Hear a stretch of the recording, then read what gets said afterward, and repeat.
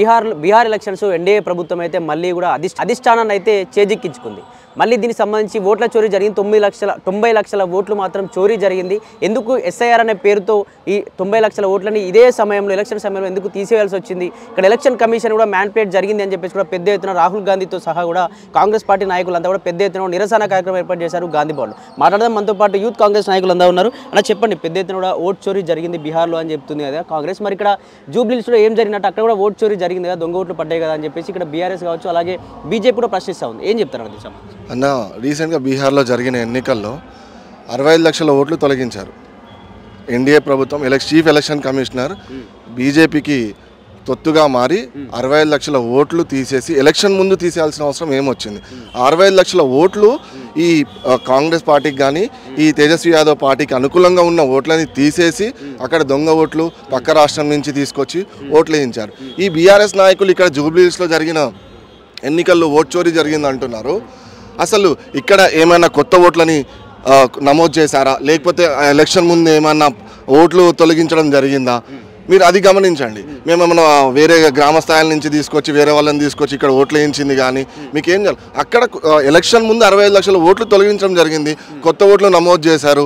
లేని వాళ్ళు వేరే రాష్ట్రం నుంచి ఓట్లు వేయడం జరిగింది.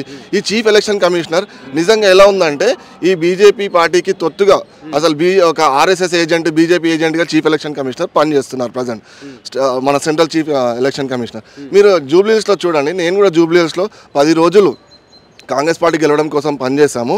బీఆర్ఎస్ చిన్న లాజిక్ మిస్ అవుతుంది. అక్కడ ఓట్లు తొలగించారు, కొత్త ఓట్లు నమోదు చేశారు. మీరు ఇక్కడ జూబ్లీహిల్స్ వచ్చి మీరు ఒకసారి వెళ్ళి గమనించండి. కొత్త ఓట్లు నమోదు కానీ మీకు ఓట్లు తీసేయడం కానీ బీఆర్ఎస్కి అనుకూలంగా ఉన్న ఓట్లు ఈ ఎలక్షన్ కమిషన్తో ఈ కాంగ్రెస్ పార్టీ టైఅప్ అయ్యి కానీ మీకు ఎలాంటి ఓట్లు తీసేయలేదు. ఈ లాజిక్ బీఆర్ఎస్ నాయకులు 10 ఏళ్ళు మీరు పరిపాలించారు కదా, మరి ఈ 10 ఏళ్లలో మీరు ఎక్కడైనా ఇలానే దొంగ ఓట్లు వేశారా, లేకపోతే ఇలానే మీరు ఓట్ చోరీకి పాల్పడ్డారా?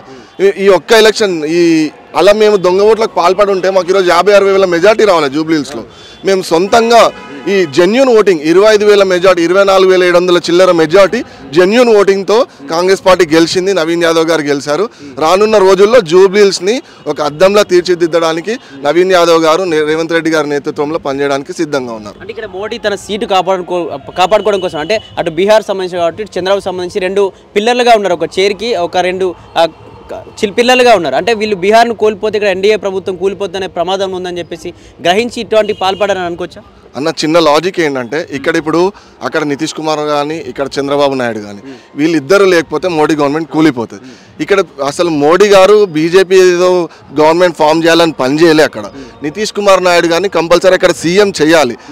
ఆయన సీఎం కాకుండా అక్కడ పార్టీ ఓడిపోతే సెంట్రల్లో బీజేపీ ఎన్డీఏ కూటమి కూలిపోతుంది. ఆయన ఒక్కటే ఆయన పనిచేసింది ఏంటంటే నితీష్ కుమార్ కోసం అక్కడ బీజేపీలో వెళ్ళి పనిచేయాలి. ఆయన సీఎం చేయడం కోసమే పనిచేసింది తప్ప ఏదో బీజేపీ గెలవాలి. రానున్న రోజుల్లో ఆయన ఉనికి కాపాడుకోవడానికి ఎన్డీఏ ప్రభుత్వాన్ని నిలబెట్టుకోవడం కోసం ఆయన బీహార్లో వెళ్ళి పనిచేసిండు తప్ప ఆయన బీహార్ని డెవలప్ చేయడానికి కానీ మొత్తం ఓట్ చోరుతో గెలిచారన్న. ఇది మాత్రం 100% ఓట్ చోరీ. ఈరోజు తెలంగాణ యువజన కాంగ్రెస్ ఆధ్వర్యంలో బీహార్లో ఓట్ చోరీతో ఏర్పడ్డ ప్రభుత్వం ఈరోజు తెలంగాణ యువజన కాంగ్రెస్ అధ్యక్షులు స్టేట్ ప్రెసిడెంట్ గారి ఆధ్వర్యంలో ఓట్ చోరీ నిరసన కార్యక్రమానికి మేము ఇక్కడికి విచ్చేసాం. అంటే ఇక్కడ బీజేపీ ఉన్న రోజులు ప్రజాస్వామ్యంలో ఓటుకు విలువ లేకుండా అవుతుందని అనుకోవచ్చా దీని ద్వారా?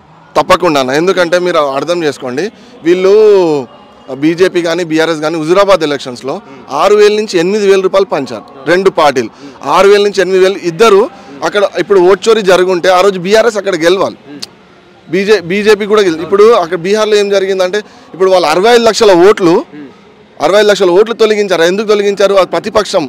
వీళ్ళు ఈ ప్రశాంత్ కిషోర్ కానీ ఈ ఎంఐఎం పార్టీ కూడా బీజేపీకి సపోర్ట్ చేస్తూ ఈ ప్రభుత్వ వ్యతిరేక ఓట్లను చీల్చారు. ఈ ఒక గవర్నమెంట్ పోవడానికి ఈ మన ఇండియా కూటమి రాకపోవడానికి కారణం కూడా మేజర్గా వీళ్ళు ఓట్లు చీల్చడమే కారణం. మరి కాంగ్రెస్ పార్టీ ఇటు రాహుల్ గాంధీ కావచ్చు కాంగ్రెస్ పార్టీ తరఫున అసలు ఎట్లా ఎదుర్కోబోతున్నారు, దీన్ని ఏ విధంగా ముందుకు తీసుకెళ్ళబోతున్నారు? ఎందుకంటే బీహార్లో నిజంగా ఓట్ చోరీ జరిగిందని చెప్పి పూర్తిగా డీటెయిల్స్తో కూడా సహా బయటకు వచ్చినాయి కూడా. మరి దీనికి సంబంధించి రాహుల్ గాంధీ ఏ విధంగా దీన్ని ఎదుర్కోబోతున్నారు, ఎటువంటి కార్యక్రమాలు ఉండబోతున్నాయి మరి ముందు? ఇది పూర్తిగా మీరు అర్థం చేసుకోవచ్చు. ఇది ప్రధాని నరేంద్ర మోడీ గారికి ఈ బీహార్ గెలుపు అనేది ఇక్కడ నుండే పతనం స్టార్ట్ అవుతుంది. ఎందుకంటే ఈ బీహార్ గెలుపు తను గెలిచినా అనుకుంటుండే కానీ ఇక్కడ నుండి ఇంకా రాహుల్ గాంధీ గారు గత కొన్ని నెలలుగా ఓట్ చోరీ మీద చాలా కష్టపడి ప్రజెంటేషన్స్ ఇవ్వడం కానీ బీహార్లో ప్రతి అసెంబ్లీలో తిరిగి ప్రజెంటేషన్స్ ఇవ్వడము, ఓట్ చోరీ ఎలా జరుగుతుంది, ఎక్కడి నుంచి వచ్చి ఓట్లు నమోదు చేసుకున్నారు. ఒకటి చూడొచ్చు మీరు, బ్రెజిల్ మోడల్ కూడా ఇక్కడ 5 ఓట్లు తనకి 5 బూత్లలో ఓట్లు ఉన్నాయండి. అలాంటిది రాహుల్ గాంధీ గారు గత కొన్ని నెలలుగా కష్టపడుతున్నారు. ఈ దేశ ప్రధాని నరేంద్ర మోడీ గారికి ఈ బీహార్ గెలుపు అనేది పతనానికి నాంది.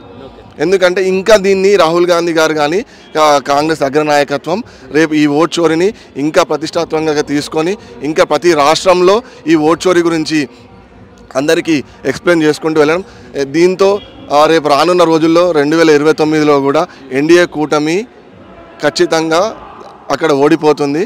రాహుల్ గాంధీ గారు ప్రధాని కాబోతున్నారు.